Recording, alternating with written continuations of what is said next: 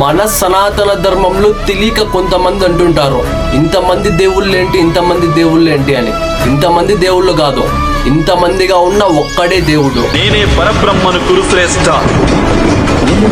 నేనే సత్యాన్ని, జ్ఞానాన్ని, ధర్మాన్ని. పార్థ, దివ్యములై నానా విధములై అనేక వర్ణములై అనేక విశేషములు గల నా స్వస్వరూపమును కన్నులార దర్శింపుము. దేవా, ఎల్ల దేవతలు, ఎల్ల ప్రాణులు, బ్రహ్మాదులు, ఋషీశ్వరులు, వాసుకి మొదలుగుగా గల ఎల్ల సర్పములు నీ యందు నాకు గోచరమగుతున్నవి. ఈశ్వర, నీ విశ్వరూపము అనేక బాహువులతో, ఉదరములతో, ముఖములతో ఒప్పియున్నది. అట్లయ్యూ నీ ఆకారమున ఆద్యంత మధ్యమములను గుర్తింపజాలకున్నాను.